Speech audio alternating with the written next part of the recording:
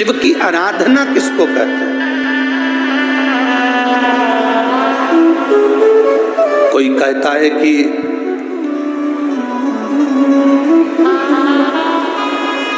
क्यों भटक रहे हो, क्यों जा रहे हो यहाँ वहाँ।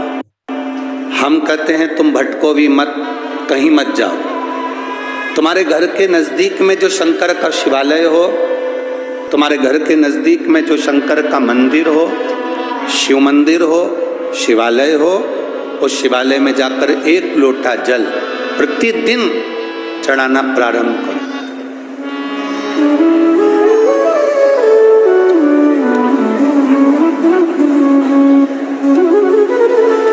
जो प्रतिदिन भगवान शंकर के मंदिर में एक लोटा जल समर्पित करता है, उसका हाथ महादेव पकड़ लेता है, फिर ऐसे ही नहीं छोड़ता, उसको मंजिल तक पहुंचाकर छोड़ता है।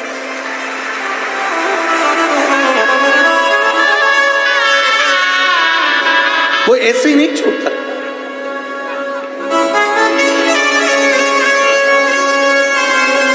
आपने अगर उस पर भरोसा करा है,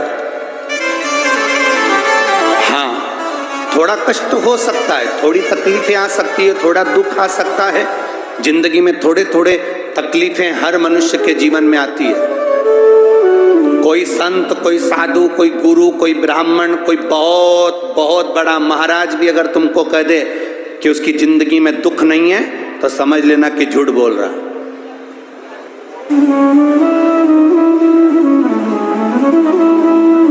मेरे राम जी महाराज भी इस पृथ्वी पर जन्मे तो उनकी जिंदगी में भी दुख आया। मेरे भगवान कृष्ण भी इस पृथ्वी पर जन्मे तो उनकी जिंदगी में भी दुख आया। माता जानकी भी इस पृथ्वी पर प्रगटी तो उनकी जिंदगी में भी दुख आया। राधा रानी भी इस पृथ्वी पर प्रगटी तो उनकी जिंदगी में भी दुख आया। संसार में अगर जन्म लिया है, मृत्यु लोक में अगर तुम पैदा हुए हो, पृथ्वी पर अगर तुम आए हो, तो तुम्हारी जिंदगी में दुख ये नहीं कि नहीं आएगा। हमारे पूर्व के कर्म के अनुसार हमारी जिंदगी में दुख, हमारी जिंदगी में तकलीफें आती है, पर वो दुख मिटेगा कैसे?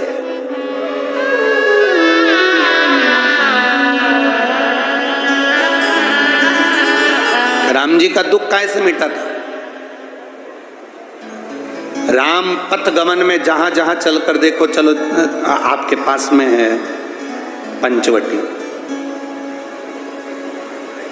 आपके पास में नासिक लगा हुआ है, पंचवटी लगी हुई।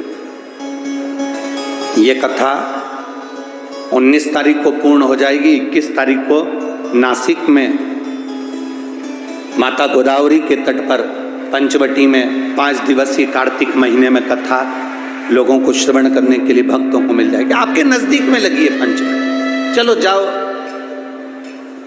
जितने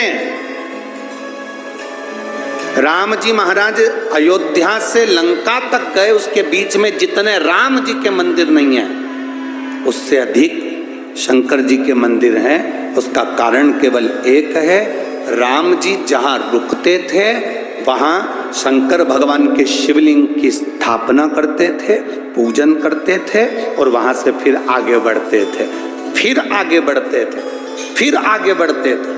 बिना शंकर की आराधना के, बिना शंकर भगवान को एक लोटा जल चढ़ाए बिना मेरे राम जी महाराज आगे बढ़ते ही नहीं थे।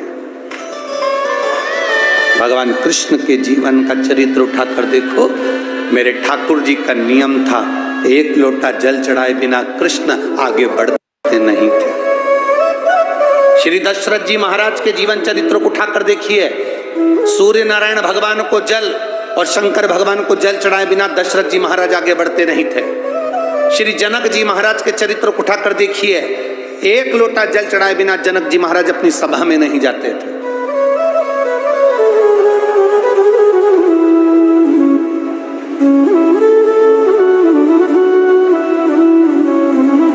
थोड़ी जिंदगी में तूफान आते हैं, कष्ट आते हैं, दर्द आता है, तकलीफें आती हैं, पर तूफान आता है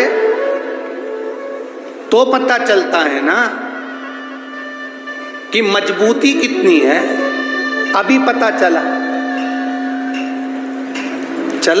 कि नहीं चला?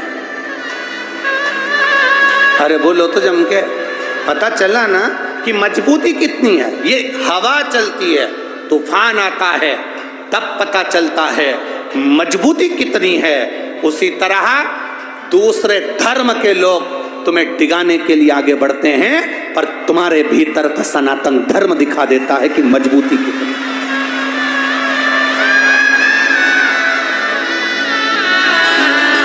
छत्रपति शिवाजी महाराज,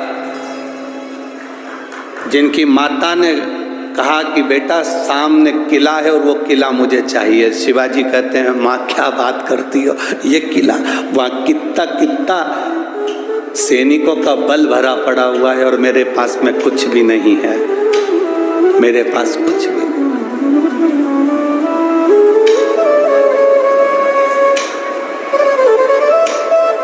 जीजाबाई के शब्द जब श्रवण किए, छत्रपति शिवाजी महाराज को छत्रपति का संबोधन स्वयं उनकी माता ने दिया है, स्वयं उनकी माता।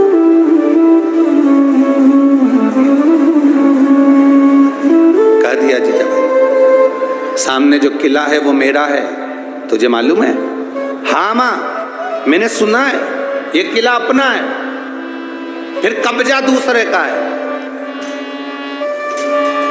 छत्रपति शिवाजी ने कहा बहुत भारी सेना है उसके पास में, बहुत बल है उसके पास में, सेना प्रबल है उसके पास में, मेरे पास इतनी सेना नहीं है। माँ ने कह दिया शिवाजी तेरे बस की बात नहीं है, मैं खुद जाऊंगी और किला लेकर आऊंगी। स्वयं शिवाजी ने सुना कि माँ स्वयं किला लेने के लिए जा रही है, स्वयं किला। माँ